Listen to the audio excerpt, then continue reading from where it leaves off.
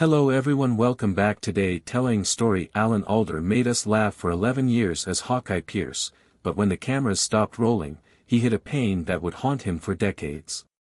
Now, he's telling the truth about what happened on MASH, the co-star who quit because of him, the episode that tore the cast apart, and the sad story that was too dark for TV. This is the story that America never knew about MASH. Alan Alda was born in New York City on January 28, 1936. His full name was Alonso Joseph Debuto. His father, Robert Alda, was an actor and singer, and his mother, Joan Brown, had won a beauty show in the past. Alan's father worked in vaudeville and burlesque, so Alan spent a lot of his childhood backstage, where he watched comedians, dancers, and musicians work on their acts. The energy of live performances surrounded him. It was a fun and unpredictable world because his father had to travel a lot for work, which made life unstable. Alan's youth went badly when he was 7 years old in 1943, he got polio, a disease that left many kids with disabilities for life. To help his muscles heal, the only treatment that was available was painful, wrapping his limbs in hot wool blankets every hour. Because they couldn't afford a nurse, his parents treated him themselves. His parents worked hard to ease his pain, even when it seemed unbearable at times. At one point, he could barely move, his left arm was the only body part he could control. The experience changed him deeply. He saw his parents give and felt the weight of their love. He learned how to deal with pain even when things looked hopeless, and that strength will stay with him forever. His mother's struggles added another layer to his childhood. Joan Brown was beautiful and poised, but she also had mental health problems. Sometimes, her feelings caused problems in her family's home. Alan learned as a child how to read people's moods and adjust. He became good at understanding others, which later shaped his playing. He changed his name from Alfonso de Bruto to Alan Alda by taking the first two letters of his father's first name, Alonso, and the first two letters of his mother's last name, Brown. This made the name simple and easy to remember, but it also had a piece of both of his parents in it. When he went to Fordham University in New York, he didn't just focus on school, he threw himself into acting by joining the radio station WFUV and working on radio plays. There, he learned how to use only his voice to bring characters to life. His junior year of college wasn't just about dancing and singing. Alda studied in Paris and acted in Rome. Traveling exposed him to different types of theater and helped him understand how culture affected performances. When he got back to the US, he kept working on his skills. He joined the Compass Players and then Second City in Chicago. These improv groups pushed him to think quickly and trust his guts. They taught him how to stay in the moment, which would help him for the rest of his career. In the late 1950s, Alda got a grant from the Ford Foundation that let him work at the Cleveland Playhouse, where he was in several shows, including Dorothy's Son.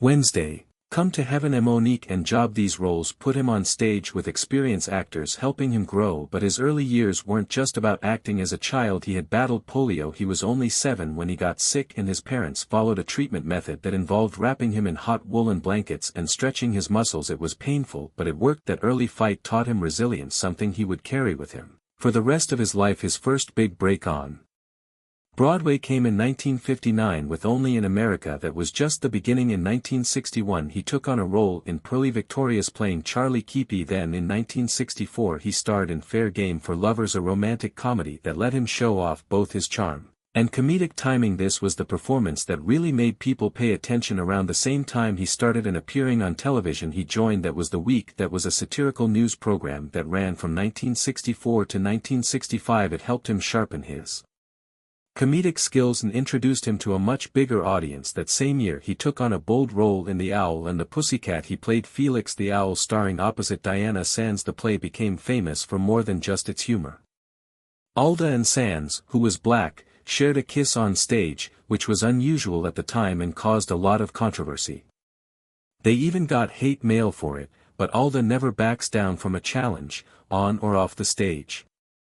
In 1968, he made the jump to film with Paper Lion, where he played a writer named George Plimpton who joins the Detroit Lions to experience professional football from the inside.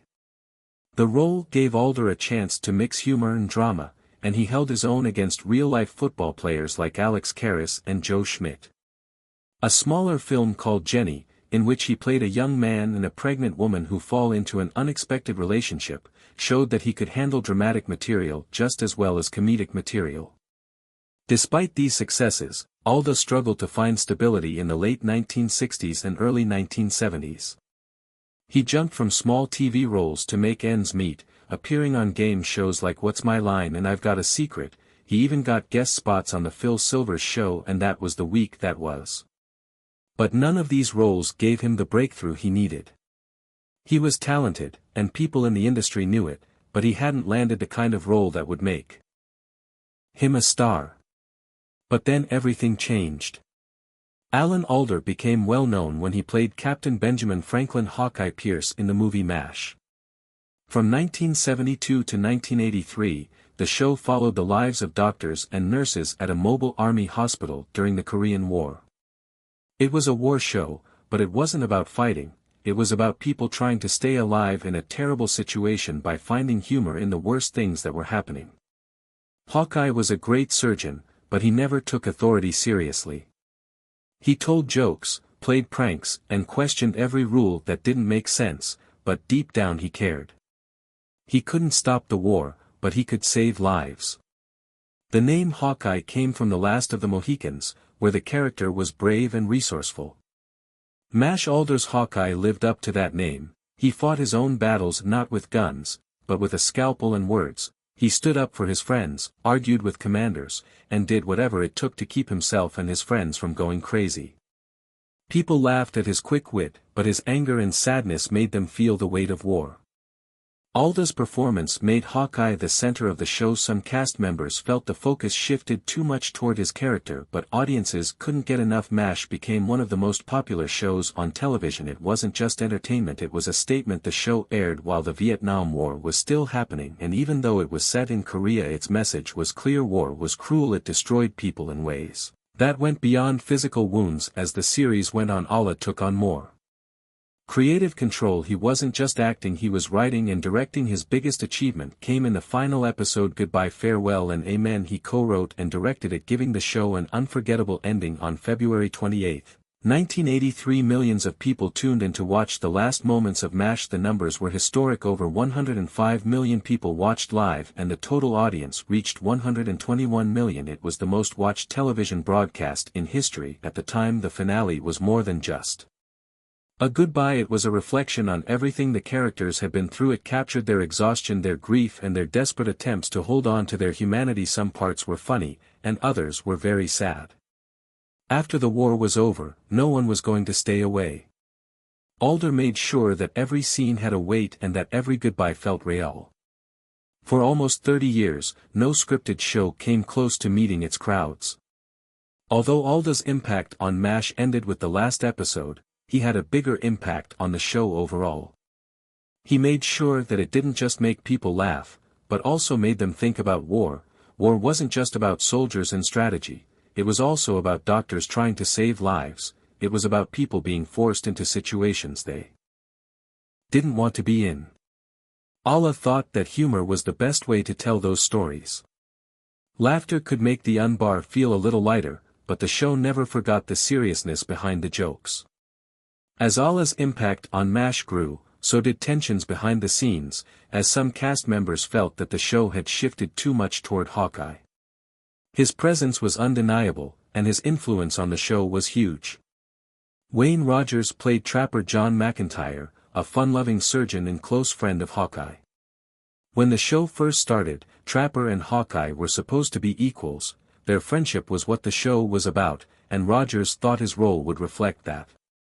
But as the show went on, Alan Alda's character became more important. He wasn't just acting, he was writing and directing as well, and his influence kept growing, and the balance shifted. Rogers thought Trapper was becoming more of a sidekick than a co-lead, and he was upset that the character he had agreed to play was slipping away.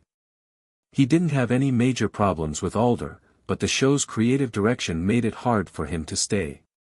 After 3 seasons, he decided to leave, and his exit was sudden. The show didn't give Trapper a proper farewell. He was there one day and then he was gone the next. There was no emotional farewell, and fans didn't have time to process his leaving. Rogers moved on in 1979. Hunter John M.D. gives you another chance to play a hunter. MASH added a new character named B.J. Hutt, played by Mike Farrell. Hutt was softer and more grounded, and he was a different kind of partner for Hawkeye. The show kept changing, showing that it could handle major cast changes. Years later, Alda and Farrell got into a creative argument. It happened during season 7 in an episode called Preventative Medicine. The story follows Hawkeye as he makes a terrible decision. He wants to remove a careless commander's appendix not because the man is sick, but to stop him from sending more soldiers to their deaths.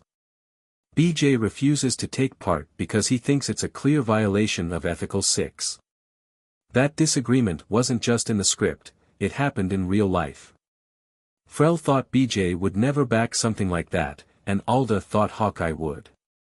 Their argument made the episode stronger instead of making it clear who was right or wrong. The story made people think about a tough question: does stopping harm ever make it okay to do something wrong? Hawkeye has the surgery, but instead of feeling like a hero, he is haunted by it. By the time MASH's last episode aired in 1983, the show had changed. It was no longer just a comedy, it had become something much darker. The series finale, Goodbye, Farewell, and Amen, is still one of the most watched TV shows of all time. At the heart of it is Hawkeye's breakdown, a plot based on real PTSD cases from Korean War veterans. Alda, who co-wrote and directed the finale, wanted to show how the war affected people for a long time.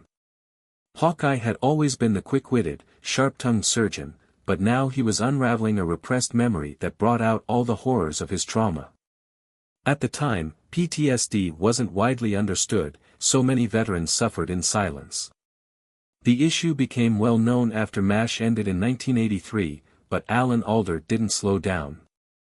He had been playing Hawkeye Pierce for over a decade, but he was ready for a change, so he started directing while still taking on acting roles that pushed him in new ways. The 4 Seasons, which came out in 1981, was one of his first big movies as a director. He also wrote it and starred in it. The movie was about 3 couples who take a vacation together every year and how their friendships and marriages change over time. It wasn't just a light-hearted comedy. It had serious moments that felt real, and audiences and critics alike praised Alda's ability to tell a meaningful story. It was clear that he was good at more than just acting. As he built his career as a director, he kept taking on acting parts that showed how versatile he was. In 1989's Woody Allen movie, Crimes and Misdemeanors, he played Lester, a cocky TV producer who was both endearing and annoying. It was a role that was different from anything he had done before, and he played it with the perfect mix of humor and haughtiness. It earned him awards from the New York Film Critics Circle and the National Board of Review, and it also showed that he could easily switch between comedy and drama. With The 4 Seasons and Crimes and Misdemeanors, he proved that he was more than just a TV actor.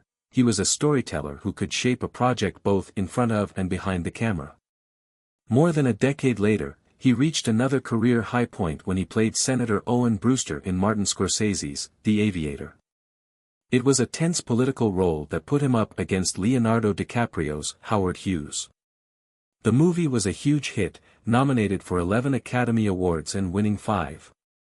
Alda's performance stood out. He made Brewster smart, ambitious, and cunning without making him a simple bad guy. His work earned him an Oscar nomination for Best Supporting Actor, showing that even after decades in the business, he was still growing as an actor. Alda loved more than just acting and directing. In 1993, he became the host of Scientific American Frontiers, a PBS show about new discoveries in medicine and science. But he wasn't just a host, he asked real questions, talked to scientists, and even did experiments. He had a way of making complicated ideas easy to understand, which helped viewers connect with the show. In one show, he tried out a new virtual reality vehicle. He got motion sickness while watching the experience, but they didn't cut it from the show. Leaving it in made it fun and interesting. Scientific American. Frontiers ran for 15 seasons and inspired a lot of young people to become scientists. Some of those kids who were on the show as kids later became scientists themselves. Alda's interest in science didn't end and the show finished in 2005. In 2009, he opened the Alda Center for Communicating Science at Stony Brook University. This center teaches scientists how to talk about their work in a way that is clear and interesting to the public. Alda believed science was for everyone, not just experts. Through his work on the show and the center he made a lasting impact, proving that storytelling isn't just for movies and television, it can change the way people understand the world. Alan Alda and Arlene Weiss met in a way that felt like fate. It was 1956 and they were at a dinner party hosted by a mutual friend. At some point in the evening a homemade rum cake slipped off the counter and landed on the kitchen floor. Most guests hesitated, but not Alan and Arlene. Without thinking twice they both took a bite. That small spontaneous moment brought them together. Alan has joked for years that after eating that cake they were inseparable. 1 year later, on March 15, 1957, they got married. From the start their relationship was built on trust, laughter and a deep understanding of each other. Arlene, a photographer and writer, was always by Alan's side. She supported him through the highs and lows of Hollywood, making sure their home remained a place of warmth and stability. While Alan's career took off, she worked behind the scenes to protect their private life. Their marriage wasn't just about big romantic gestures, it was about the little things that kept them together. They had the same sense of humor and values, and they never stopped enjoying each other's company. When Alan was diagnosed with Parkinson's disease years later, they dealt with it the same way they dealt with everything else, together. As Alan's career took off, he and Arlene decided they wanted their family to live a normal life away from the stresses of Hollywood. They raised 3 daughters, Eve, Elizabeth, and Beatrice, with that goal in mind. Alan was a famous actor, but at home he was just dad. He made sure to be there for important moments no matter how busy he was. Arlene was a big part of keeping their home life stable. She made sure that their daughters could grow up without having to worry about fame. Family time was full of laughs, stories, and a feeling of normalcy. Alan has said many times that his daughters kept him humble. They would make fun of his acting roles so that he never took himself too seriously. As the years went by, their daughters went their separate ways, got jobs, started families, and stayed close to their parents. The Aldas did something very rare: they kept their family life together. Even in the unpredictable world of Hollywood in 2015, Alan noticed tiny changes in his body. His thumb started shaking a little, and he started acting out his dreams. He went to the doctor and was told what was wrong. Parkinson's disease, but he didn't tell anyone right away because he wanted to think about what it meant for his future. 3 years later, in 2018, he decided to go public and tell everyone on CBS This Morning because he wanted to do it his way and help others. Instead of letting Parkinson's slow him down, he took an active role in managing it. Alan worked out regularly to keep his body strong. He started boxing, played singles tennis, and even marched to music as part of his routine. He was open about his journey to help others who were going through the same thing. His message was clear: life doesn't end when you get a diagnosis, there is still a lot to enjoy and do. Alan Alda's role as Captain Benjamin Hawkeye Pierce in MASH was more than just a career milestone. Alda has said that playing Hawkeye made him face his deepest fears, especially those related to death and life. The character's sharp wit and sarcasm caused him to do this. Weren't just personality traits, they were ways of dealing with the horrors of war.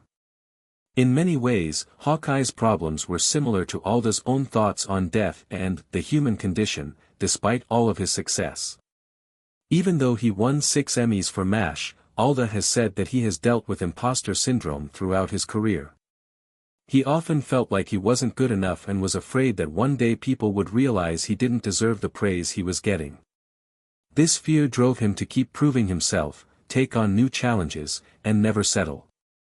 Alan Alda's career is a story of talent, dedication and a deep love for storytelling. In 1994 he was inducted into the Television Hall of Fame, a recognition of how much he had shaped television. He wasn't just an actor, he was also a writer and director, especially known for his work on MASH. The show aired from 1972 to 1983 and became legendary for mixing comedy with serious themes. It tackled war, morality and the human cost of conflict in a way that had never been done before. Alda's character, Hawkeye Pierce, was different from the typical war hero. He was sharp, rebellious and always ready with a joke, but beneath that he was deeply compassionate. His performance made Hawkeye one of the most memorable characters in television history. Even after MASH, Alda never stopped shaping the industry. He took on new roles in film and television, always finding ways to bring depth to his characters. His impact was so great that in 2019 he received the SAG Lifetime Achievement Award. This award is given to actors who have made a lasting mark on the industry, not just through their performances but also through their contributions to the craft. The ceremony took place at the Shrine Auditorium in Los Angeles. At the start of his speech,